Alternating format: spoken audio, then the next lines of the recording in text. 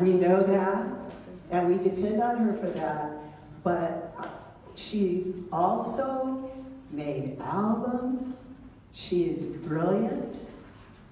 She is a deep thinker and a lovely, lovely person. And it is with great pleasure that I give you Sheila Okay.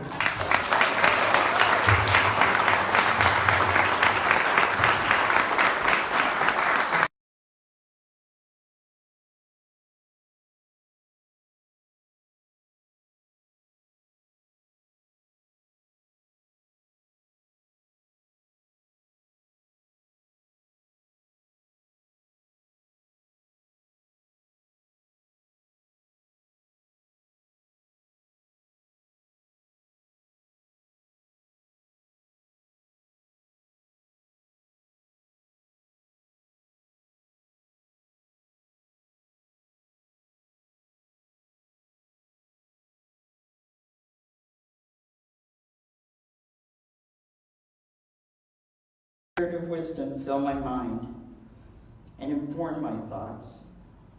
Spirit of light, illuminate my heart, opening it to your splendor. Spirit of love, flow through me, calming my fears and gentling my soul. And so it is. Treatment is thought.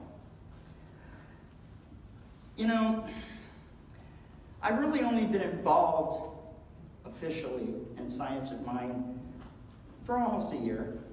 My first event that I went to was Autumn's Opulence, thanks to Rita Mock, who made sure I got a ticket. Wouldn't say no for an answer. And being so new to Science of Mind, I think Timothy kind of had that in mind when he gave me this topic to speak on. I suspect he had a little help from Spirit.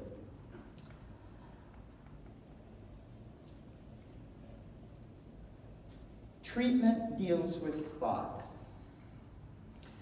You know, when I first came to CSL, Visalia, I found that concept of treatment, not going to the doctor, you know, treatments. What was all that? It sounded a little hocus pocus to me. I knew about prayer.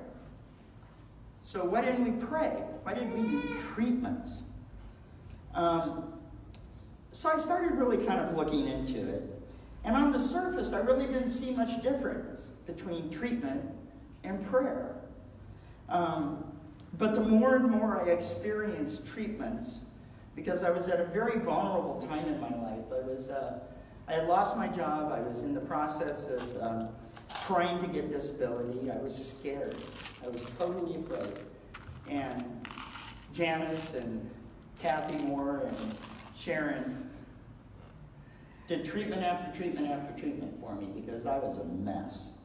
And I started to see what the differences were. What I soon realized is that with treatment, there's a kind of formula that you follow as opposed to prayer. And it gave your prayers, or it gave the treatment, power that I had never felt before. As I thought about this, I started to study. I'm one of those people that, you know, we've talked about the Enneagram, and one of the places I go to is type 5, which is the one that wants all this knowledge. John knows what I'm talking about. So I started to study. And what I found out was I didn't know anything about prayer. I didn't know how to pray. I had never been taught how to pray. As a child, you know, now I'm a recovering preacher's kid. So right there, you know, I got a lot. So as a child, I was raised in a Christian home, the daughter of a Southern Baptist preacher. I was... Did somebody say, "Oh my God"? Yeah. Thank you.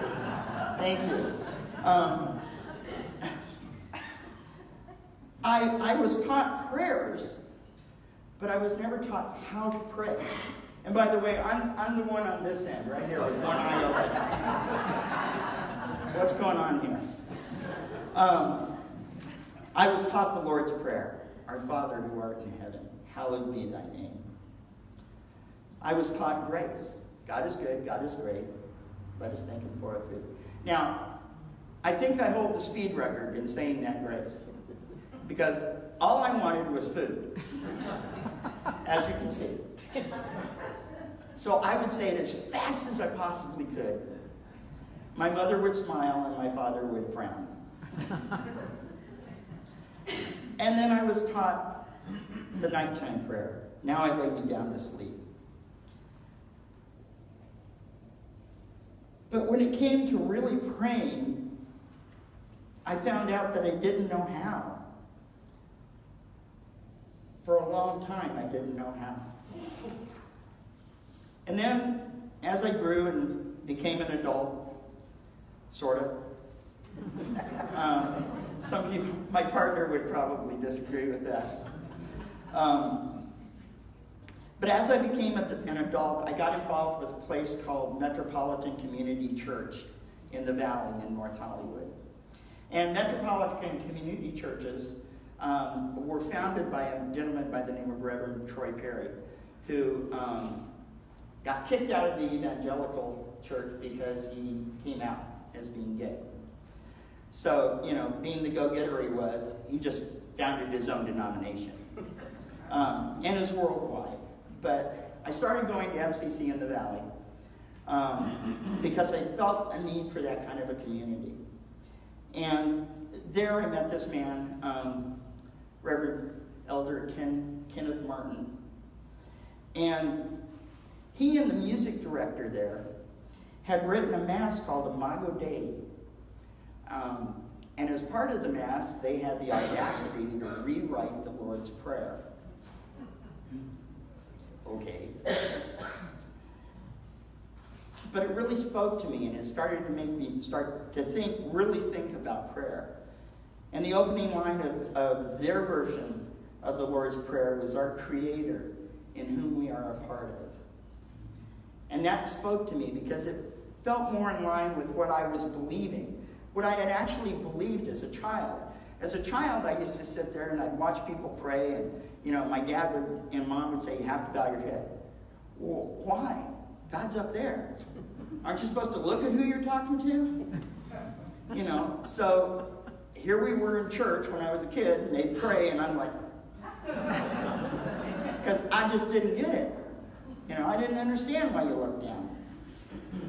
But when I heard those words, "Our Creator, in whom we are a part of," I suddenly realized why you look down. You look down because you're looking into yourself, which is where God was living, at least in me. And that's how I believed. For many years, I prayed and I prayed and I prayed, but I still never really felt that my prayers had power. I expected things to happen.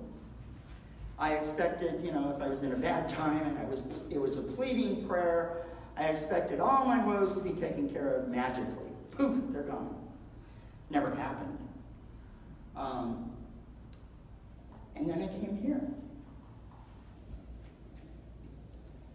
And I started to learn about treatments. That was 20-year span in about 5 seconds. It took that long. Okay? So there's a lot of probably what was useless prayer out there. Or was it? When I came here, I learned that it probably wasn't useless because of the thought that took place. One of the first things that I learned after Lynn dragged me here the first time was I started learning about the science of mind philosophy, and I started learning about Ernest Holmes. And I started reading a book, The Thing Called You. And suddenly my understanding of prayer became more realistic and practical. In The Thing Called You, Ernest Holmes wrote, "It's not the form of the treatment which you give, or the prayer which you make, that gives it power. Rather, it is your faith." And when I read those words, I went, whoa. It is your faith that gives you your prayers power. It is your faith in that one God. It is your faith in the fact that God is within you, and you are within the heart and mind of God. So I asked myself, being the typical, I got to know everything, I asked myself, what really is faith? Let me dissect this a little bit. According to Merriam-Webster, and they have this big old long thing, but I picked a few things out. Faith is an allegiance to duty or a person. Okay. Faith is fidelity to one's promises. Okay. And then I got to the next one. Sincerity of intention. Faith is sincerity of intention. That I could grab onto. That made faith more powerful to me. It is a belief and a trust and loyalty to God. And finally, it is a complete trust. Something that is believed, especially with strong conviction. And that is faith. So from that, as soon as I can turn the page, from that I came up with my own definition of faith, based on these points. A sincerity of intention, belief and trust in and loyalty to God, complete trust, something that is believed, especially with strong conviction. To me, faith is the embodiment of the thought. It's in the embodiment of the thought. It is when the thought of the trust and everything in God comes into your very being and embodies your soul. It is a moment when humanity and divinity combine, and they create a power. A power that I myself, until I started to read this and understand this, had never really felt. So the formula is thought plus faith equals power. So how do we get there? Here it comes, folks. The 5 steps. You've heard a lot about the 5 steps lately. Guess what? You're going to hear it again. The 5 steps help you to combine that thought and your faith to create that power. The first step, recognition. God is all there is. This is the thought. This is the spark. The spark of faith. Expresses the oneness, the willingness, the wholeness, the allness. Don't get after me, English teachers. But the allness of God.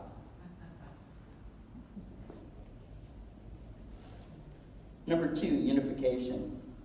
I am one with God,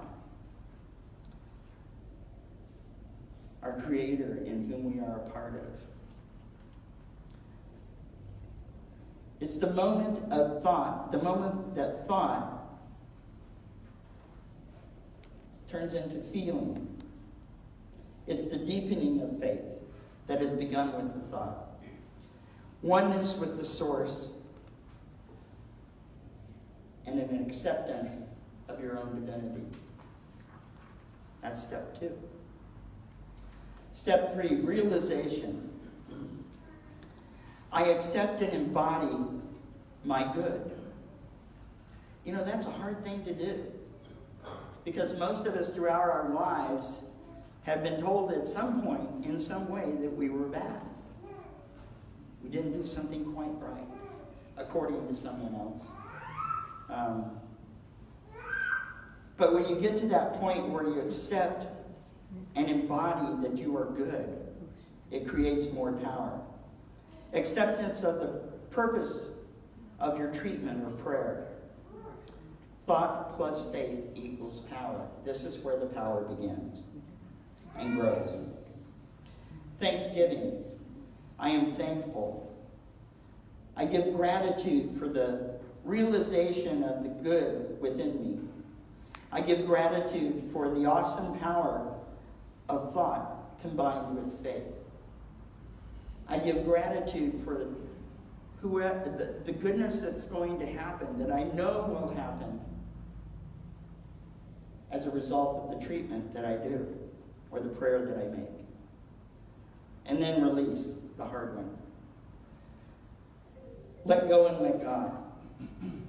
Now, I have heard this all my life, let go and let God.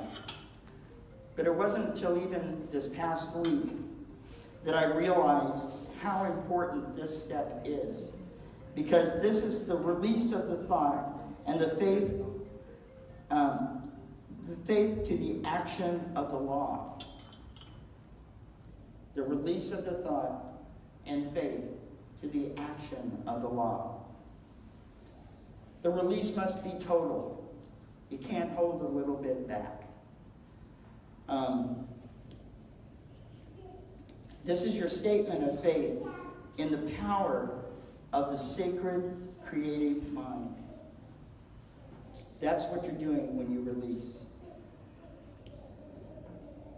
The steps serve to focus the mind on the purpose of the treatment, to move the thought from the mind and into the heart, where faith resides.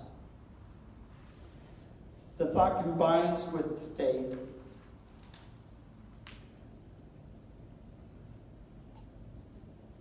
and creates an undeniable power.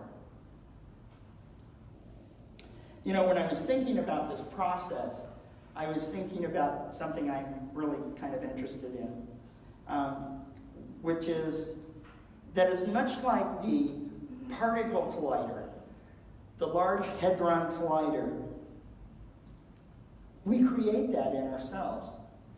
How many people are familiar with the Hadron Collider, the particle collider? What happens is they take atoms, particles, and they send them racing, one in each direction, around a big circle, this big circle that's underground.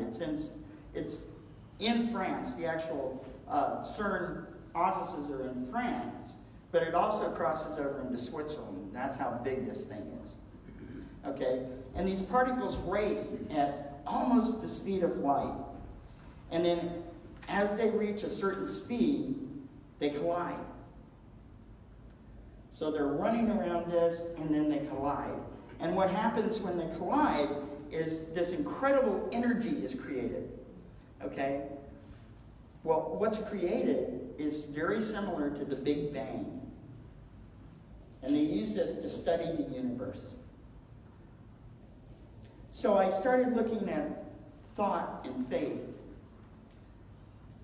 as particles that race around and eventually collide to create that power. So I thought to myself, how can we demonstrate this? And how does this fit into the 5 steps? Well, step 1, recognition, and step 2, unification of the 5 steps, are the process of the thought and the faith, the two particles beginning to swirl. Okay? And then step 3, realization, is the moment when they've reached their light speed and they collide and the power happens.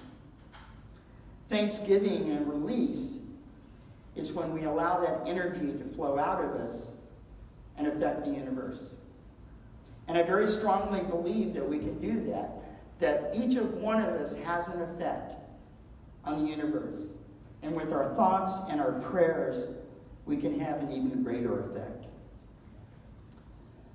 The past few weeks, I've done a lot of practice in praying or giving treatments. I've had some family members that have been very seriously ill. And my best friend, my North Star, my spiritual guide, my human angel, transcended her earthly body on Thursday. And she wanted to come here when I spoke. And she found a way. And I know she's here now. And she's informed of this. She was a practitioner at Agape. So during the past few weeks, I've been praying my brains out. And what I realized is how important release is. Because at first, when I was praying for my friend Maggie, I was praying that she would survive. That this horrible illness would just go away and that she would survive. And then I kind of heard her voice that said, knock it off. Knock it off. Create the energy that will have my highest good in mind, and then release me and allow that to happen. And I was able to do that. Because of the power and because I was following the 5 steps. When I pray now, I keep that very much in mind. And I envision the Large Hadron or Hadron Collider. So I'd like to demonstrate this power to you right now. I'd like to conduct, as the scientist that I am, an experiment. Are you up for it? Absolutely. Okay. If you feel comfortable, put both feet on the floor, close your eyes, or look down to the ground if you're not comfortable closing your eyes, and put your hands on your lap.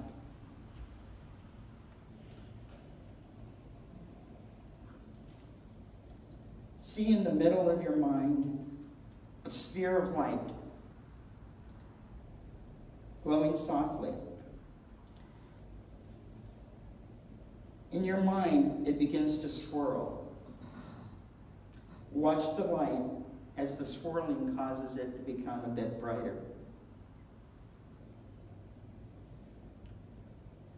Think to yourself, there is one God, one source, one divine being. Watch as you say those words over and over, how the light swirls and becomes brighter and brighter and brighter in the middle of your mind.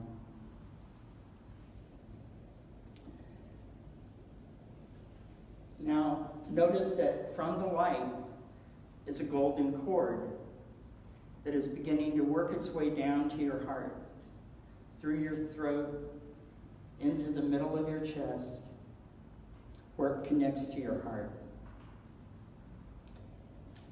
Think to yourself, there is one God, one source, one divine being. I was created by and am a part of that one. I am divine. I am one with God. Notice how the light now, the sphere has moved, and it remains in your head, but it's now in your heart as well. And it grows brighter and brighter and brighter as you say those words. and you feel that you are one with that divine spirit. There is one God, one source, one divine being. I was created by and am a part of that one spirit. I am divine. I am one with God. Now notice that another cord comes out of the light in your heart and makes its way back up to your mind, to your thought. And now both spheres are connected with glowing cords. And the light becomes brighter and brighter and brighter. And you begin to see the energy that flows back and forth between the two.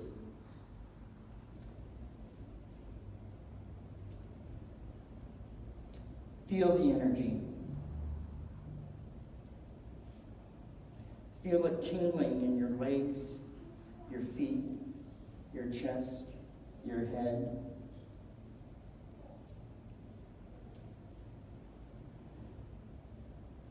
Now see within your mind and feel within your body the explosion of energy that is happening. You have created your own particle collider. As this explosion happens, allow the energy to radiate through your arms, your hands, down through your legs, and up through your torso, up through the top of your head. And as you release that energy you have created, give thanks for it. Know that the meditation of your heart has been heard and is being acted upon in this very moment. Give thanks for this knowing. Now release the energy. Allow it to flow out of every part of you. Send it hurling into the universe. Surrender your thought and faith to the sacred law of mind. And so it is. Ernest Holmes wrote, in The Art of Life, we are bound by our own thoughts, by our own thought world. Nothing can save us by ourselves. The individual who will learn how consciously, having a little trouble seeing, okay? To change his or her thinking, processes, I should have had somebody else read this, his or her thinking process, and remold his or her destiny. It all starts here, and it all ends here. Our thought is everything. Our thought can create the most incredible power when we combine it with our faith. And so it is.